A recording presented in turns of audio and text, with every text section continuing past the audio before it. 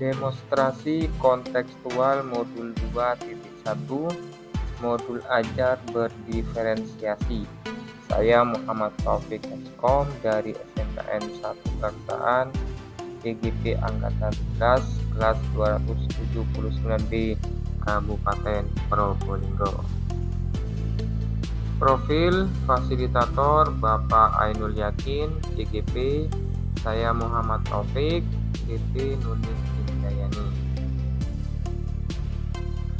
Analisis kebutuhan dasar murid. Pada awal pembelajaran, saya telah melakukan asesmen diagnostik melalui Google Form untuk mengetahui gaya belajar murid, apakah visual, auditori, atau kinestetik. Hasil asesmen ini saya gunakan untuk pemetaan kebutuhan belajar murid dalam pembelajaran berdiferensiasi. Pemetaan kebutuhan berdasarkan gaya belajar di kelas 11 3P.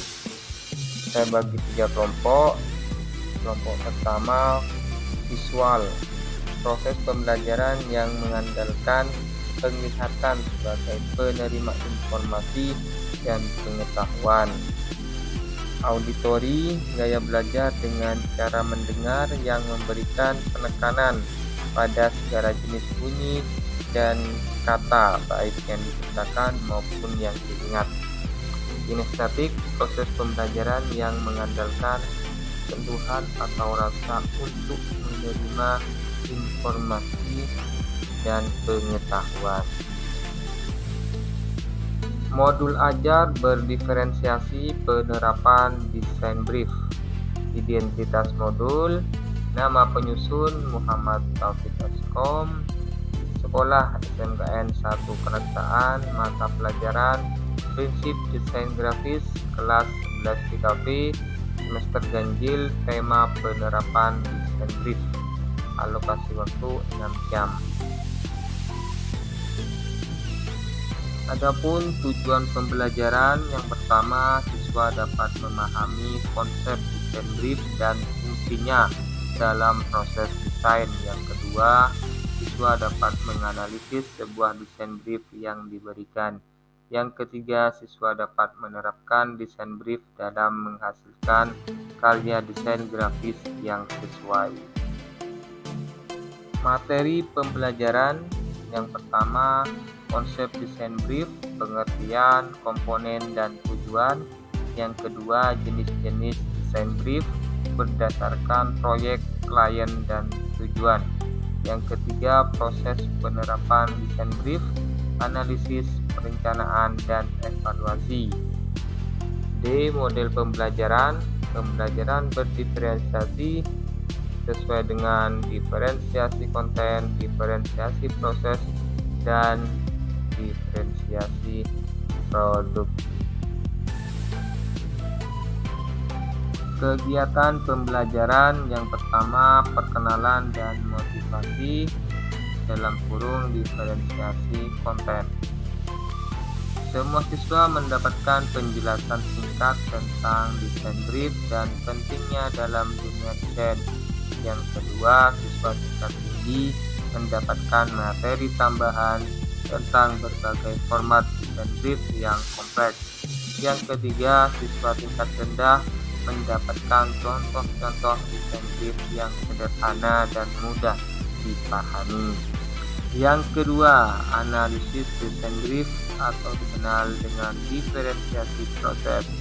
Semua siswa menganalisis sebuah desain brief bersama-sama.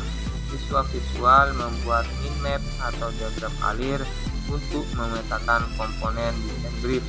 Yang ketiga, siswa verbal membuat ringkasan tertulis tentang poin-poin penting dalam desain brief. Yang keempat, siswa kinestetik membuat model fisik sederhana yang mewakili konsep dalam desain brief.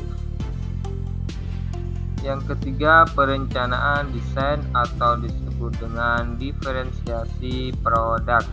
Yang pertama, semua siswa membuat sketsa awal berdasarkan desain brief.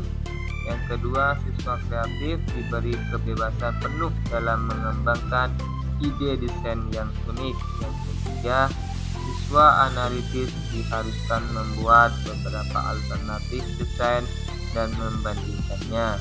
Siswa praktis langsung mulai membuat desain digital dengan bantuan software desain. Yang keempat, presentasi dan evaluasi. Semua siswa mempresentasikan hasil desainnya di depan kelas. Yang kedua, penilaian dilakukan berdasarkan kriteria yang telah ditentukan seperti pemahaman, desain brief, kreativitas, dan kualitas teknis. Penilaian pembelajaran yang pertama, penilaian proses, observasi selama kegiatan pembelajaran, penilaian portofolio, dan jurnal refleksi. Yang kedua, penilaian produk, penilaian hasil desain berdasarkan rubrik penilaian yang telah ditentukan. Rubrik penilaian berdasarkan kriteria penilaian: sangat baik, baik, cukup, dan kurang. Pemahaman desain brief, penerapan desain brief, kreativitas, dan kualitas teknis.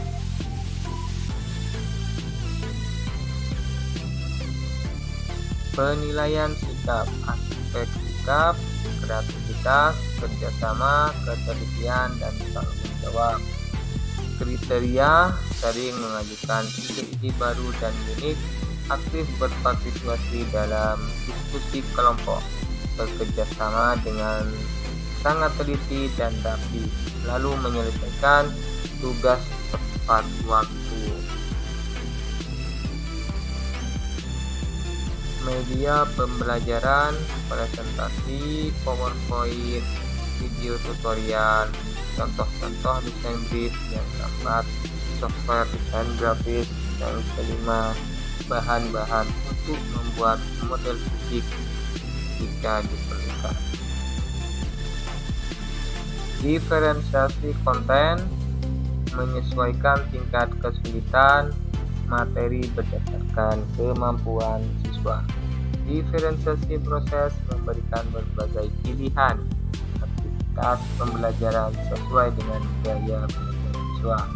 Diferensiasi produk, memberikan kesempatan kepada siswa untuk menghasilkan karya yang berbeda sesuai dengan minat dan kemampuannya. Pengembangan tindak lanjut yang pertama, proses kolaboratif, membagi siswa menjadi kelompok kecil untuk mengerjakan proyek desain yang lebih kompleks. Kunjungan industri, mengundang desain grafis untuk berbagi pengalaman dan memberikan masukan. Pemanfaatan teknologi, menggunakan berbagai aplikasi dan platform online untuk mendukung pembelajaran.